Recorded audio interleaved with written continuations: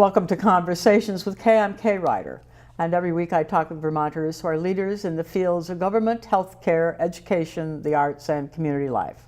My guests are from the world of the arts, Betsy Conlon and Janet Stambolian, who play the leads in the Girls Nite Out production this fall, and the play is called Ripcord. And welcome to our radio listeners on 99.3 FM, WVWB, VT-LP. Welcome. Thank you, Kay. Thank you, Kay. Glad to have you here. We're happy to be here.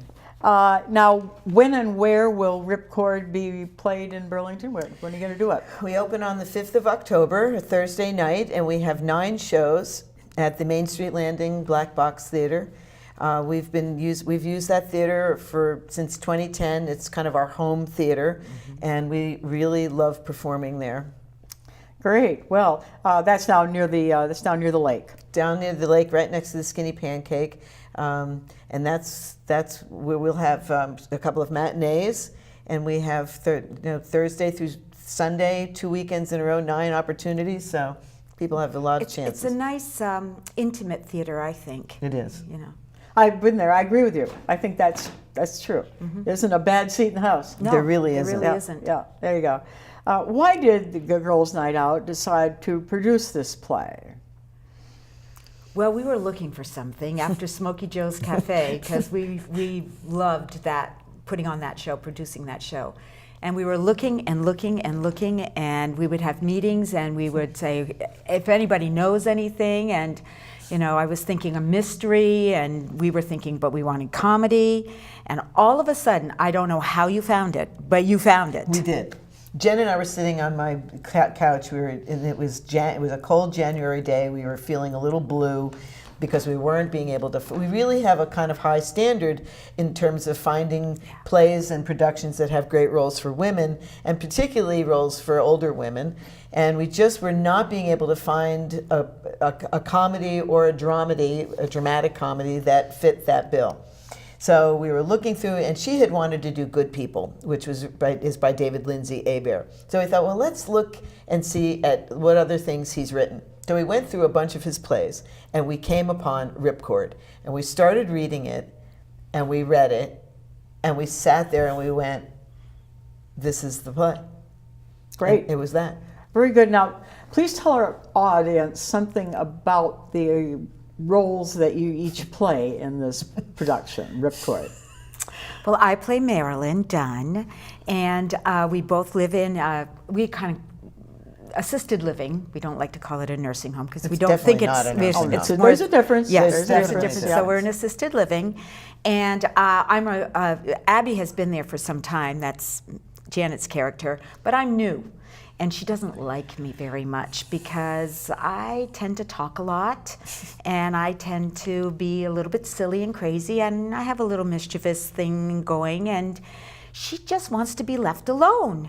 So I annoy her quite a bit. And, she never stops talking.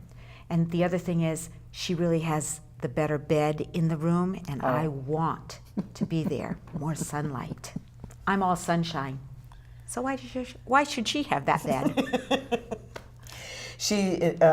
The counterpoint between these two characters is quite remarkable, and I'm really trying very hard not to channel my mother, because this woman Abby is a complex person, and she says she doesn't really like having anybody around. But the fact of the matter is, despite everything that happens in the play, and despite all her protestations to the contrary, she really does care deeply about this woman, Marilyn. And I think that's one of the saving graces of her character, is that there's an arc to her. She's pretty cantankerous and judgmental and critical, things with which I'm quite familiar. And I'm trying hard to, transcend those. I'm playful. She's not. We need each other. Well, you mentioned that you're in a retirement community. Now, is this site really important for the play, that you are where you are? it's my safe place. My husband was not the nicest person in the whole wide world. So my children have put me, I assume it's my children, and I probably made the decision that this would be good for me to be surrounded by other people. I know my children are going to be there for me. So it's my safe place. It takes me out of a home that maybe had some bad memories for me. I think Abby's there probably for some. She's there in large part because her son drained their family's bank account, and there was no money left. She lost her home, and she pretty much had to move into someplace where she had fewer responsibilities, financial responsibilities. Which isn't to say this is a cheap place, but she also, I think, has some medical needs. Part of which affect her sense of taste. She's taking some medications that affect her sense of taste, and that piece, I think, is kind of has there's a thread to that reality for her during the whole play. Okay, I'm talking with Betsy Conlon and Janet Stambolian, who are the head roles, the big shots in this play for the Girls Nite Out, the fall production, which is Ripcord. You said that you're very different. You're very different, and you have a bet, though. You end up having a bet. Now, this bet is very critical in the whole play. And I don't want you to give away too much, but how did this come about? I mean, bets usually, horse races, things like that. But this is a very different kind of bet, isn't it? It is, and it's part of Marilyn's playfulness, I think. I bet I can race you here. I bet I can do this. I bet I can do. It's something to say to Abby, to get some reaction from her. I think it's just part of the playfulness thing, but then it becomes something like, whoa, because we find out something about each other. She really wants the bed by the window. She wants the bed with the view, and I basically want her gone from the room. Not only do I not want her to have the bed by the window, but I pretty much want her gone. So we make this bet with one another that if she can frighten me, she'll win the bet and she'll get the bed by the window. Unless I can make her angry. So she's this happy-go-lucky character, but I'm going to try to find a way to make her mad. And if I can make her mad, I win the bet and she'll get out of my room. Oh, get right out of the room. Get right out. Leave. That's the bet. If I win, will you go? She agrees, and that's the bet. But we have to keep it secret from our nurse, the nurse aide, who figures very prominently in our relationship. Yeah. We have to keep it secret, otherwise he'll shut it down. That's very interesting. Now that's harsh. That's a harsh bet on your part. It is a harsh bet. Much more than yours. It goes with the characters, with your persona at the beginning of the play, doesn't it? Mm-hmm. Yes, and wait till you see what she does to me. Well, I mean, don't. Yeah, wait till you see what she concocts. Well, I do have a creative streak, and I'm a little mischievous, and I've got a family that will help me do anything I need. And the name of the play is Ripcord. Yeah, yeah. Now, what is a ripcord? I think we just one of my the characters, my son, talks about how what life is and that we're all free falling, and sometimes you just gotta pull the cord and just look and have look at everything and just say and enjoy it. Mm-hmm. And I say to him, that was beautiful. But it really is. I mean, and it really is like a kind of what life is all about. It's like we're all in free fall, and then we pull the cord, we get to a point, and it's like, it's time to just look around and relax, count our blessings. Yeah. Be grateful, have hope. I think that's... Well, for a cantankerous person, that would drive you crazy, wouldn't it? Oh, yeah. She scares the crap out of me. But that's that. But of course, I don't admit it. Yeah. Her family owns a skydiving school. Oh, well, that, I think I'd die of fright if anybody told me how to jump out of a plane. Yeah, but of course, I don't admit that. I put on this. I pretend that I'm not frightened. So this bet, which was set up on your part for perhaps a small goal, and on your part for a very big goal, I want it all, evolves in a very pertinent way, and you end up with some very harsh things being done, don't you? They are, and they go just up to the edge of being. In other words, if the play did not resolve the way it does, it would be a one-dimensional play, and you would think, "Oh God, why did I come to this?" But there's a real arc. There's an arc to both of our characters, and there's an arc to the story, and that arc is what helps resolve the harshness of the bets, because each of the characters has a shift. And grows and learns and changes, and that makes for a really rich experience as someone watching the play. Now it is you a care comedy. about these. It is a comedy. It is, and you care. You end up caring about both of these characters. Yeah, it is a comedy. It is a comedy, yes. And really, I'm more of a people person than you are. So I don't know where I was going with that, but I just wanted to say that about my character. But I guess it's I care about her. I'm a people person, and I know that I think she can come around. She can come around. She's persistent with that. Yeah. And that phrase keeps coming up. Nevertheless, she persisted. That we've heard in Congress when that was said of a certain senator. Yep. Nevertheless, she persisted. This woman persists. And even though it's in the bet it's all intertwined with the bet, she still has my best interests at heart and still is trying to make contact with me. And I at the end I do allow that to happen, but it's don't give away the plot here. But I do say to her at one point, people do change. You don't have to be this way. In a way, people do change. Yeah, and you don't really believe that she wants to throw you out? I probably won't really. I probably don't really believe she wants to throw me out. Okay. Yeah. She might say she does, but Yeah. I'm thinking, oh, really? I don't know. Because remember, you remind me of somebody. That's right. So no, she doesn't really want me. She needs me. So this bet, you shake on this bet or whatever, and that after that, it sounds to me like anything goes. And you both come up with ideas to, you're trying to scare her. And what are you trying to make her mad. Okay, Because right. There's got to be a way. There's something about that happy-go-lucky thing that's not all. There's something behind it.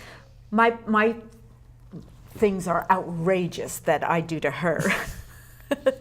Hers. Are the two acts of the play different? I think they are. Yeah, the first act is more lighthearted, wouldn't you say? The second one is a little bit more. No, not a little bit. Emotional. We just rehearsed one of the first scene in Act 2 last night, and it was a gloomy night, and it was a difficult scene. It's a short scene, but there's a lot of emotion in that scene. And then tonight we have another emotional scene that we're going to be working on. So yeah, it's lovely at the end. It's lovely. Well, that's good. I mean, it's lovely. I'm glad. It's delicious. Great word. I'm talking with Betsy Conlon and Janet Stambolian, and they have the lead roles in the Girls Nite Out production of Ripcord. And the play is on in October. Right. Let's talk about the. Are we supposed to, as an audience, you're different kinds of people, different kinds of women, are we supposed to identify in some way with both of you? Oh, yes. Oh, definitely. Oh, yeah. You know, yes. My character is family-oriented, playful, lighthearted, creative, mischievous, fun-loving, and why wouldn't you want to be with somebody like that? I mean, sounds like a wonderful person, but your character is more serious, more maybe more intelligent because you're always reading on your iPad and stuff. I don't know, but I think my character is lonely, and I think that she's had a lot of hurt in her life, and I think people, we all go through those, and we reconcile it or we don't in different ways. I think there are things that were in Marilyn's past that she's kind of put aside and has adopted and adapted this happy-go-lucky persona, which maybe belies stuff that was in her past. I present as someone who is more cantankerous and kind of a loner, and it's the result of hurt that I've experienced. So I think there's stuff that everybody will be able to relate to if they're honest, because we've all been in both places. And we're both relating to hurt. Yeah. In different ways, Yes. because I've been hurt and you've been hurt, you know, and Exactly. we all in our lives have had moments of, you know, distress, hurt, Disappointment. loneliness. Well, both men and women Men and women. have had Absolutely. this. Yes. And I think it's not with one sex. No. It's a universal. It's part of the universal experience. It's Right. being human. Absolutely, being human. Absolutely, we all have this. So we, when we first meet these women, we say as an audience member, you can say, "Oh my God, and how can she be so chipper and happy? You know, what's with that? You know?" And then the other person, boy, she is a real grump. I mean, you know, this woman is a real grump. Why would this chipper, happy woman want to live with her anyway? I mean, you know, you're left with that question. And then the play develops, and you have the bet. And from then on, it really rolls along, doesn't it? It does. Very quickly, too. I mean, you're going to be, the audience will be right on the edge of their seats following this to see what the heck's going to happen next. You know, what is going to happen There won't be next? anyone asleep in the Nobody's audience. going to sleep. There will be no one no, asleep. No. There will be no one asleep. No. I think the challenge for me with this character is it's important that the audience like this character, because if they don't like her, they're not going to care about her, and they're not going to care about what happens to her. So it's a challenge for me because I've done comedy, and this is a stretch for me, and I'm having to kind of dig to places that I've not been before. So while I have some experience from my own life of a person who was kind of like this, the audience as an enjoyable thing, you're spending money to go see, you have to care about these people. You will care about her. She's easy to care about. You know, she's jolly and happy, and I think it's easy to love her. It's not so easy to love me or to care about. You don't have to love me, but you have to care about me. Right. But you do have some pretty funny lines that I do. think you say that just crack me right up. You know, they do. They are funny, and she delivers them beautifully. And it's like, and I'm sitting out there laughing, thinking, I'm not, Is She's got some comedy good harder lines. to do than straight drama? I love comedy, and I've heard that comedy is harder to do, and I'm grateful that I like comedy, and I think it's in my genes. I think it's in my genes. It is absolutely in your genes. You know, yes, it's in my genes. It's in my genes. There's no question. Yeah. I've never really been in a serious play. The closest I came was a Shakespeare play, and it was the Merry Wives of Windsor. It was not. It was hardly. I mean, so I find that my joy and my happy place is giving an audience reason to just enjoy themselves. To laugh. Right. To laugh. And let's be honest about it. The world is a mess, And to go out for a night of comedy is just plain fun. It's fine. It's really fine with me. It's totally fine for me that we close the door, with lights go off, and for 90 minutes you are transported to this room with these two women and all of their antics. It's quite fine with me. Yeah. Now, where would someone call or go online to get tickets for Ripcord? Tickets are available at the Flynn, so you can go to the Flynn Center box office on Main Street. They're also available at 86 Flynn if you call, or flynntix.org. That's where you can go on our website. There's a link on Girls Nite Out VT.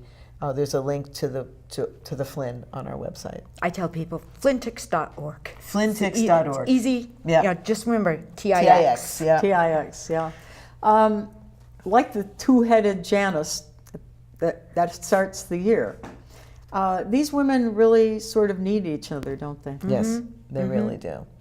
Then that's, for me, that's the ultimate story here, is that in spite of all of their antics, and particularly Marilyn's resistance, they really do care about one another, deeply care. I mean, I have children, you have children, but this is somebody I'm living with every day, and I want to be her friend. I want us to get together. And I resist it. I resist it, and I keep saying she's not my friend. She's not my friend. Until a situation happens, and I realize she really is. Yeah, my let's friend. look at this again, right? Yeah. Let's go back. Yeah, right. I'm talking with Janet Stambolian and Betsy Conlon, who are going to be the lead players in the Girls Nite Out production of Ripcord. Well, let's talk about this. How long have you been part of Girls Nite Out? Each of you, in what roles have you played before? You're a founder, right? Yes. I'm one of the co-founders. Janet's a founder, with Jen Warwick. We started in 2010 with Steel Magnolias, and that was we realized after we did Steel Magnolias, which we didn't set out to start a theater company. We set out to put on Steel Magnolias, and then we realized, we have to come up with a name. So we came up with a name, and then we I love the name. So do I. I think it's a great name. It is, but remember, gentlemen are allowed to. Absolutely. We love We're you guys equal out there. We're Equal opportunity. Fill the seats. Yes. A butt is a butt. The butt's in the seats. That's what Jen always likes to say. Yeah. But anyway, we started out in 2010, 2011. We did the Hallelujah Girls, which is when I met Betsy. And that's, well, actually, we met before that. There was a fundraiser for Lyric Theater at what's now, it's YMCA. It was the Ethan Allen Club. Yes. So I don't know what brought me to you. But anyway, she was out there selling some kind of tickets, and she said to me, "You should do some theater." And I said, "Oh, it's been years. It's been years." You know, she goes, "I bet you'd be good at that." And I was like, "Oh, it's been years. It's been years." And then they asked me to audition for Hallelujah Girls, and I went to the auditions.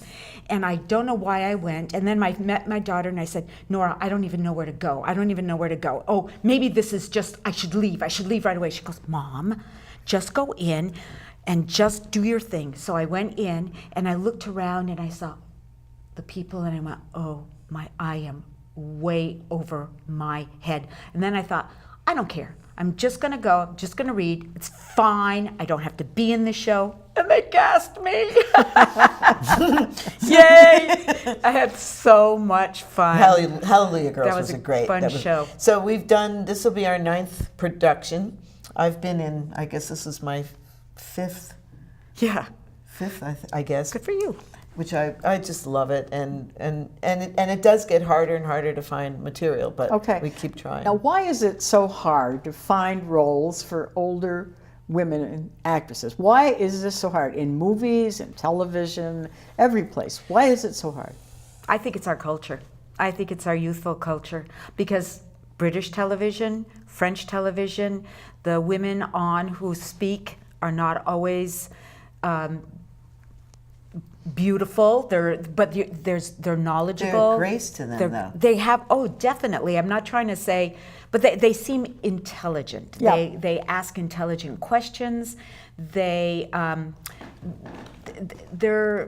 doesn't have to be your beautiful person, Right. who happens to be, I'm not putting beautiful people down. Or 20-somethings. Or 20, no, but they have experience. They Right. seem to have experience that they bring to their jobs. I don't know why we do that here. I mean, Meryl Streep is still doing great things, Yep. and I do love Grace and Frankie, the Netflix show. Jane Fonda still, to me, looks stunning. Well, you would be if you had all of that work done. Well, probably. But Lily Tomlin maybe hasn't, and Yeah. she is adorable in that show. I mean, I think we just have to not be afraid of getting older.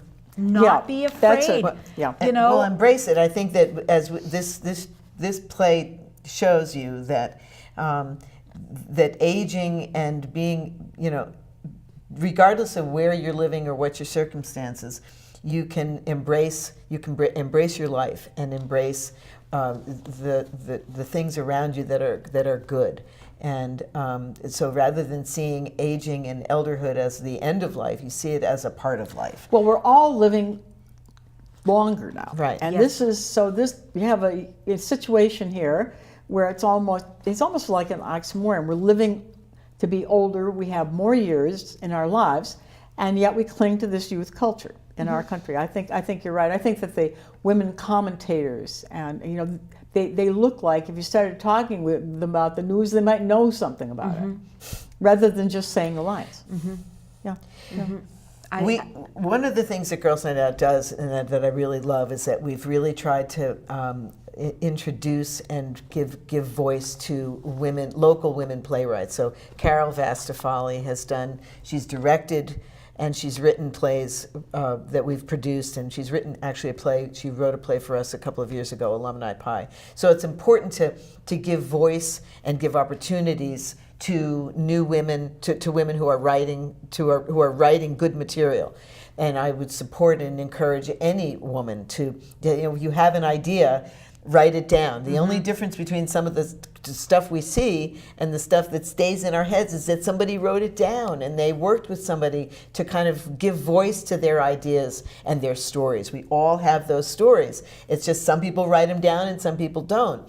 And so I think there are tons of stories if women would write them down and work with someone who can create them into a play or a film. I think the baby boomers are going to change things up I a hope little so. bit, They are because changing it up. we're so many of us, and we're so many of us who don't really want to age. I mean, we don't want to accept it. I mean, we have to. Yeah. It's a fact. I mean, my husband and I get up and go, "What's that pain? What's that Yeah. pain? Right. What's this?" Yeah. But we want to keep our minds active. We want to keep moving. We want to keep going. We want to keep exploring. And I think that we just we have to embrace what we have. I thank Girls Nite Out for exploring and moving and giving us some fun, and a little bit of caution about life is not over after 40. Absolutely. You're just starting now. Exactly. And keep up with it. I think you're doing a great job, and for you out there, men, women, and anybody over 18, I think. You really love Girls Nite Out. Thank you for coming. Thanks, Oh, Kay. thank Thank you for you. joining us on Conversations with Kay.